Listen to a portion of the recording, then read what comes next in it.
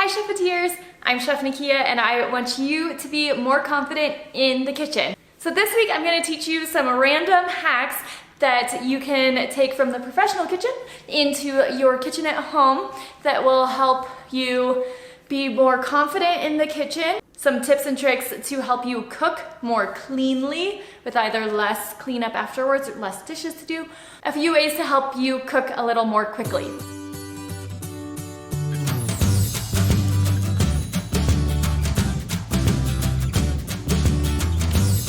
Yes, these are all just random tips and tricks that I've collected over the years, and there's really no rhyme or reason or order of any of these. I am just going to share with you these 7 random tips and tricks to make yourself a little more confident in your at-home kitchen.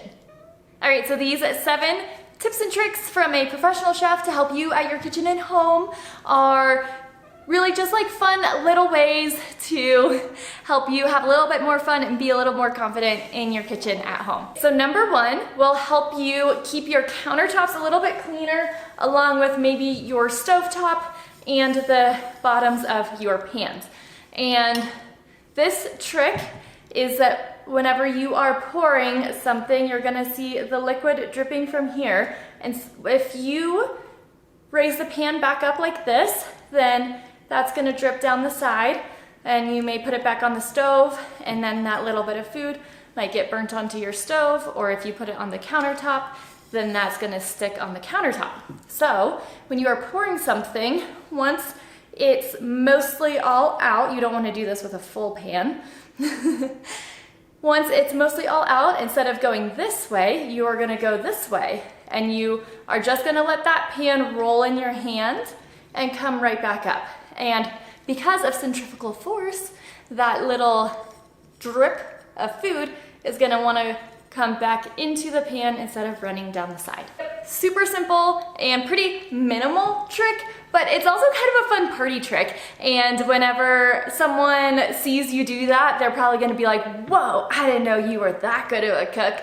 It's a pretty fun one to show off for your friends. Tip number 2 is to have a squeeze bottle of water and another one of oil, or you can do more of a wine bottle with a pour spout setup like this, or an olive oil bottle, whatever you have on hand. But some water and some oil, leave those right next to the stovetop, and this way, at any point, whenever you're warming up your pan, getting ready to saute veggies, you just add that olive oil in right there, and you don't have to walk across the kitchen to go get the olive oil and bring it back. Just give these 2 guys homes right next to the stove, so it is just a grab away. And the reason why I say to always also keep water next to the stove is because you may want to add just a little bit of moisture to something.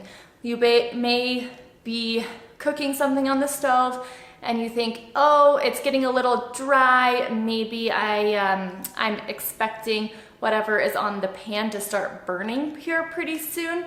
So if you add a little bit of water, it's gonna help prevent your juices from burning onto the pan. And even if ideally you would like to use some chicken stock or wine or something like that, a little squeeze of water is gonna give you enough time to walk over to the fridge or the pantry or the wine cabinet, wherever it is where you're gonna grab that other main liquid.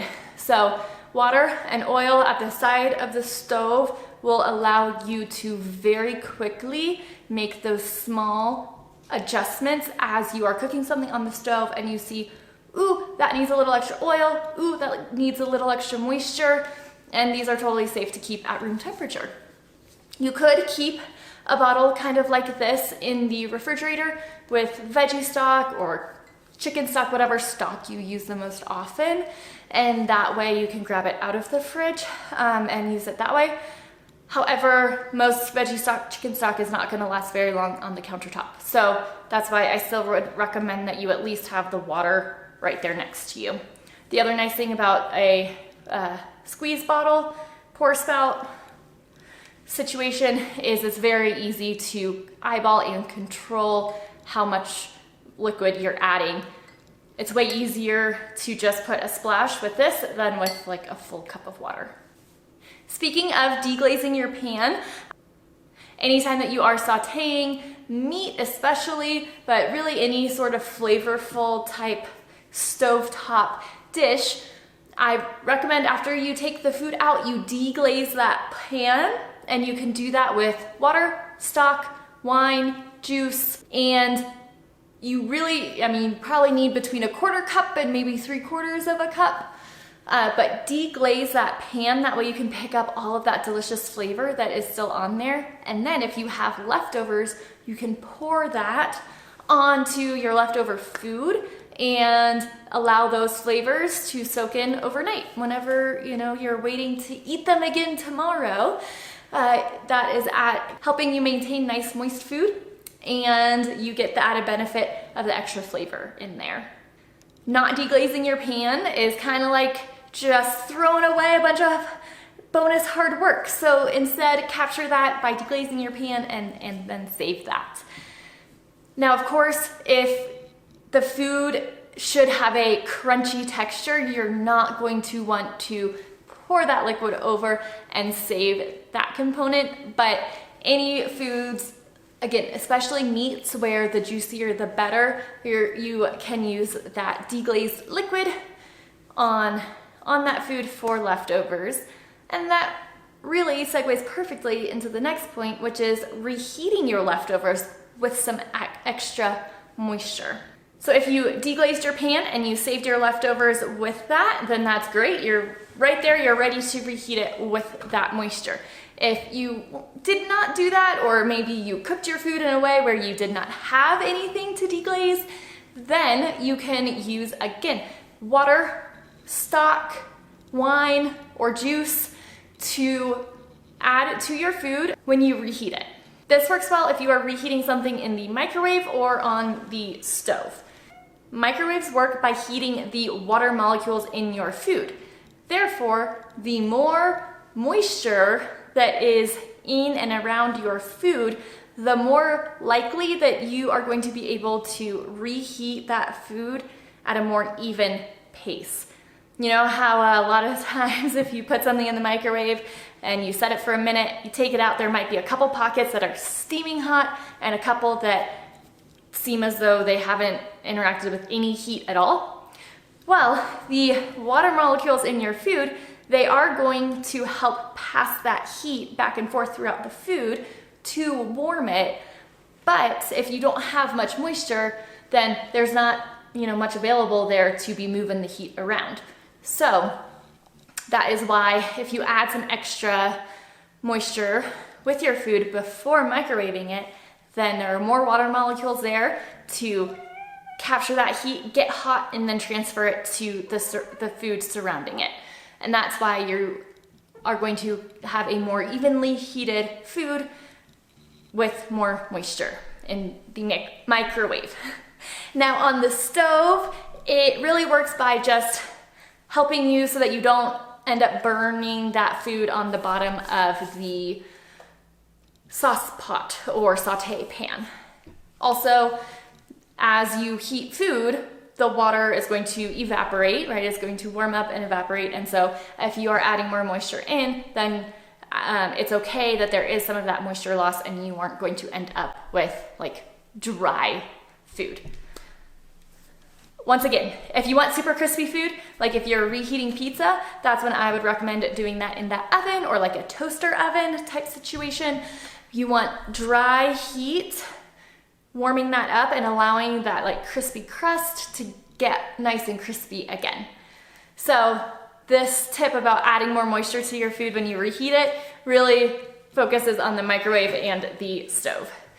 If you did not save your leftovers with any extra deglazing liquid or anything, for example, maybe you are reheating some rice and you just got the rice. There's not really anything to deglaze from a pot of rice. So you can sprinkle a little bit of water or your favorite stock on top of that before reheating it in really any place you go, because you want that rice to be nice and moist. Now our next two tips have to do with using pastry bags. So if you are a big home baker and you have these on hand and sometimes you find that they can get kind of messy, then these tips are for you. So whenever you go to fill a pastry bag, instead of just starting to fill it, opening right like that and starting to fill it, you always want to fold the edges out.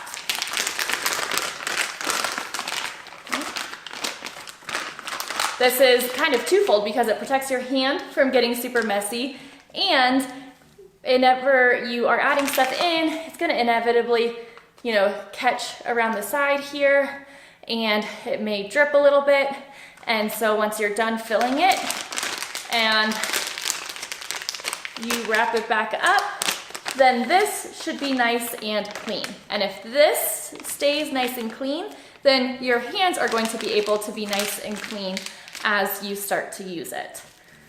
What if you are filling the bag, but whatever you are filling the bag with, it takes two hands to finagle and you don't have a friend around to help you?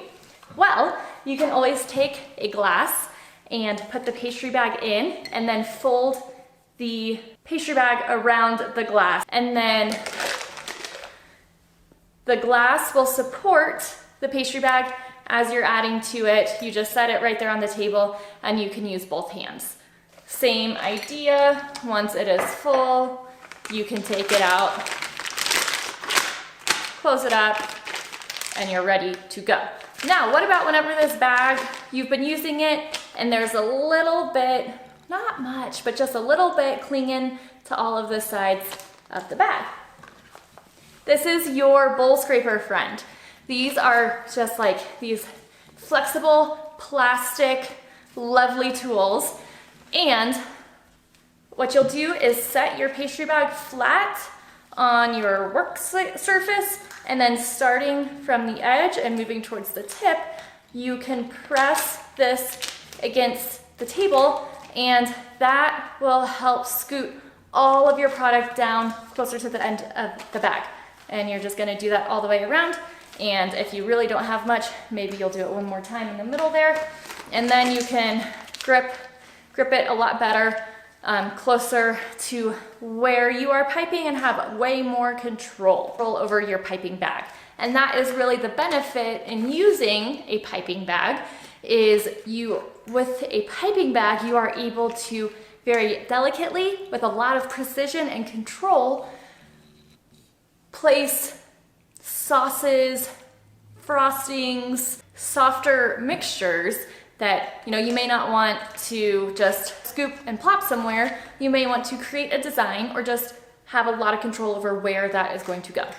Of course, also with baking, especially like cake decorating or something like that, then you can draw super cute characters and whatnot with that pastry bag.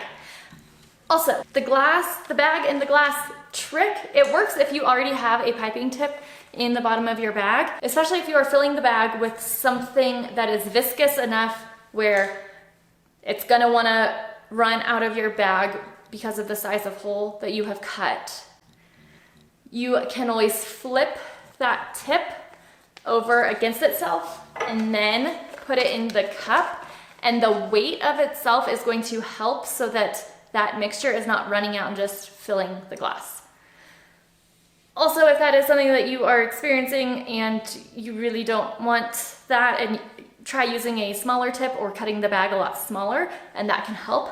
However, I understand there are some of those situations from time to time where the mixture is very viscous and you need a relatively large hole, and so it is a delicate balance of, like pinching the end, getting it where you need it, letting it go, pinching it again. But for the most part, if you can control the size of the tip, make it make sense for the viscosity of your filling, and use a cup to help you fill a bag to keep it nice and clean, and so then you aren't struggling so much with, what to do with my hands. I wish I had a third or fourth hand around. And last but not least is a little trick to cutting cherry tomatoes or anything that is a very round, bulbous, but fairly small shape. Now, of course, you can take these and one by one put them on a cutting board and cut it in half and move on to the next one. That's gonna take a while. And these blueberries are almost too small to really show this, so I will go to the store, get some tomatoes, and actually show you what this looks like. But what you are going to want are 2 of these deli container lids that have a decent sized rim to them. Hopefully you could see that in at least one of those angles. And you are going to load up your cherry tomatoes around here, and this works best whenever the entire thing is filled. And so you can see them just kind of peeking over just a little bit, that rim. And then you're gonna take the other lid, put it right on top, and ideally this should leave just a small bit of space there, while the top and the bottom are gently holding pressure on those tomatoes. And then you are going to take your knife and you can just slide that knife right through the middle. And just like that, you are going to be able to slice about a dozen tomatoes in half in less than 10 seconds. These are, you know, pretty easy to find, pretty readily available, but if you don't have something like this, anything that has 2 lips that will allow you to keep those cherry tomatoes mostly confined and get your knife through the middle of them is going to help out in making this, you know, just slicing tomatoes in half go by so quickly. Cool, so that's it. Those are 7 tips and tricks that you can use in your at-home kitchen to, you know, be a little bit more confident in the kitchen and have a little bit more fun. If you have any that you would love to share, I'd love to hear about them. Feel free to add them in the comments and follow along for more tips and tricks from your personal chef to make your cooking so much more fun and enjoyable. Thank you, Chefeteers.